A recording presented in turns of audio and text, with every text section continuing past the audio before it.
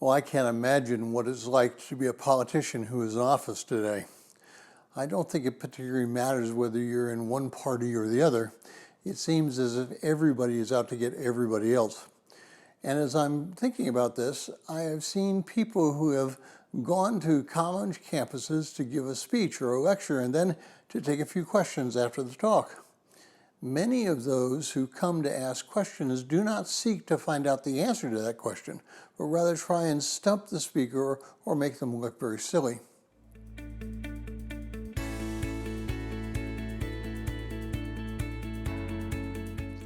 Well, if you're joining us in reading through this 6-month reading plan through the book of Psalms, today's reading is Psalm 140, and I encourage you to read that psalm. Well, Psalm 140, verses 4 through 5 says this: "Keep me, O Lord, from the hands of the wicked. Preserve me from violent men who have purposed to trip up my feet.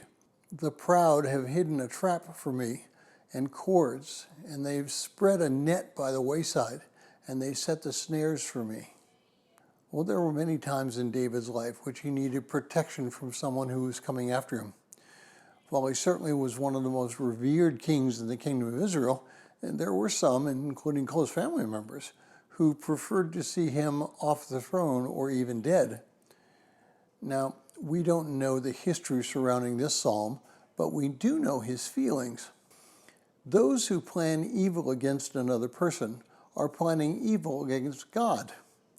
The reason I say that is this: if we all are created in God's image, then it is reasonable to assume that if we go against that image in some way, we are planning evil against God. Human beings are not just masses of nerves and muscles and skin. They are living beings who have feelings, desires, and hopes. Now, each one of these characteristics originally come from God. And sometimes we are the people who are planning evil against another person. Sometimes we become angry about what that other person does.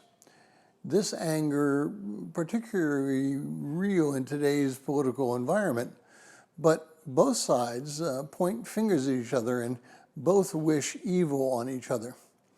In Matthew 5, verses 21 through 22, Jesus says this: "You have heard the ancients were told, 'You shall not commit murder,' and whoever commits murder shall be liable to the court. But I say to you, everyone who has anger with his brother shall be guilty before the court. And whoever says to his brother, 'You good for nothing,' shall be guilty before the Supreme Court. And whoever says, 'You fool,' shall be guilty enough to go into the fiery hell." That's the New American Standard.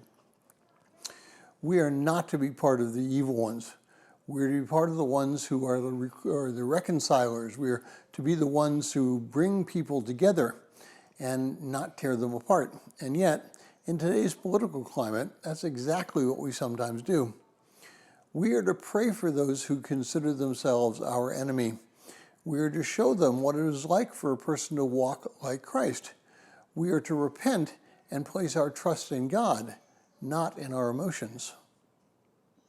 And if you would like a PDF copy of this entire reading plan, please send an email to phineasjacobus@runningtohim.net.